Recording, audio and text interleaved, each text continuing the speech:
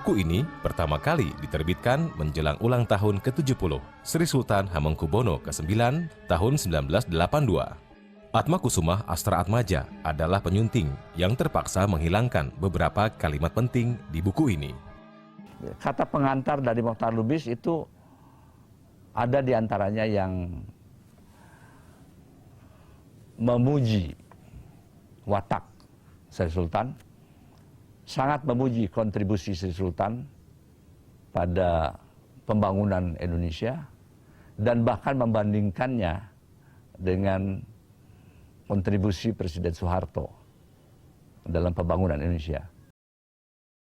Saya tafsirkan tidak ingin bagian itu ditampilkan dalam buku ini. Buku ini terbit 5 tahun setelah Hamengkubuwono ke-9 mengambil keputusan penting.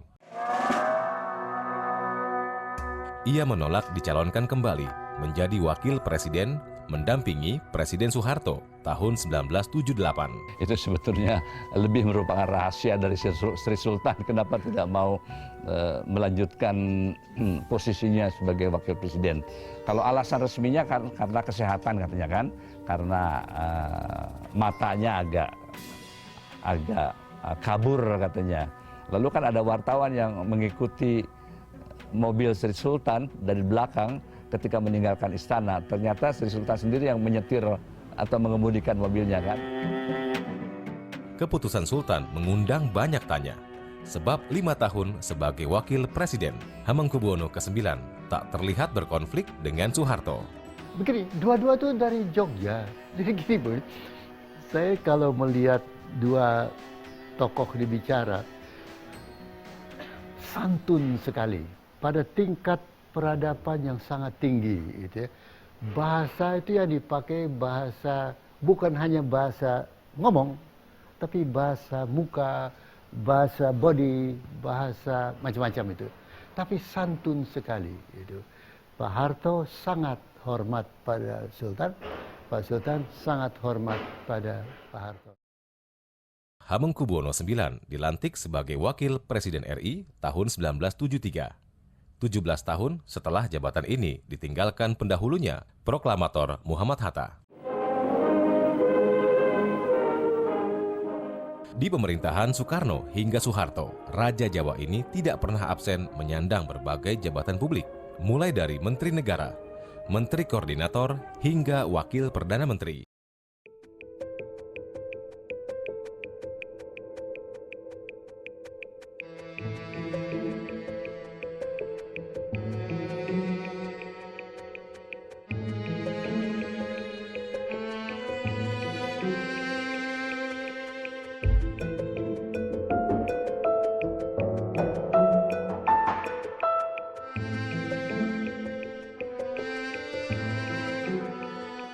Ini kan Bung Karno kan berpengaruh besar 1945 sampai 1968.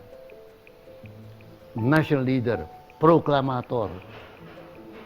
Ya macam-macam lah, hebat. Wah, Bung Karno itu dahsyat itu, hebat itu. Tiba-tiba ceblok muncul Soeharto. Ya. Siapa sih Soeharto? Itu jenderal. Apa sih jenderal itu kenal? Tapi boom, Sultan Hamengkubuwono. Ini orang tahu Sultan ini. Tapi apakah popularitas beliau pakai untuk menggusur Soeharto? Tidak. Malahan untuk membantu supaya Soeharto bisa berfungsi menjaga keutuhan RI. 68 itu gawat, 66, 67 gawat itu.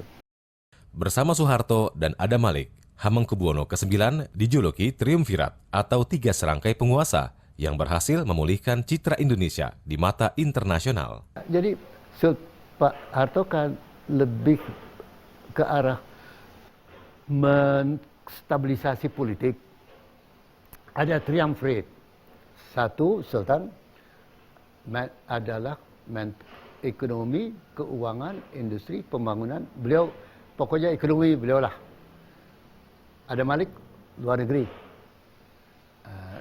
Idam Khalid untuk masalah dengan politik itu Islam dan sebagainya. Pak Harto menggarap politik masa transisi. Bagaimana dari politik yang demikian ruwet ke keadaan yang stabil? Tapi ekonominya, Pak Sultan, tentu keputusan final peraturan 3 Oktober ya Pak Harto ini kan. Tapi yang melakukan dialog, diskusi, penggarapan macam-macam adalah Pak Sultan. Tapi di tahun 1978 itu, keputusan Sultan sudah bulat. Sebagai Raja Mataram, ia memegang teguh sabda Pandita Ratu. Sekali diikrarkan, tidak akan dicabut lagi. Tahun itu pula, mantan wakil presiden sekaligus proklamator Muhammad Hatta mendirikan apa yang disebut sebagai Yayasan Kesadaran Berkonstitusi, yang sebagian anggotanya kelak akan terkenal dengan sebutan Kelompok Petisi 50. Kelompok ini menolak pencalonan kembali Soeharto sebagai presiden karena dianggap telah melampaui 2 periode sebagaimana diatur dalam Undang-Undang Dasar 1945. Tapi tak ada referensi atau saksi yang bisa memberikan rujukan apakah penolakan Sultan melanjutkan jabatan wakil presiden terkait sikap Bung Hatta di masa itu. Yang jelas, kedua tokoh ini adalah figur sentral di masa revolusi fisik antara 1945 hingga pengakuan kedaulatan oleh Belanda pada 1949. Kalau Bapak pernah mengikuti pernyataan saya, ya, zaman pada waktu itu sekneknya Pak Murdiono, saya pun juga pernah mengatakan mestinya konstitusi itu diubah untuk jabatan presiden itu 2 kali masa jabatan. Saya kira itu aja lah. Di usia 66 tahun, Hamengkubuwono IX kembali ke Yogyakarta mengemban tugas sebagai gubernur sekaligus melanjutkan kedudukannya sebagai sultan. Urusannya dengan jabatan di pusat berakhir hari itu.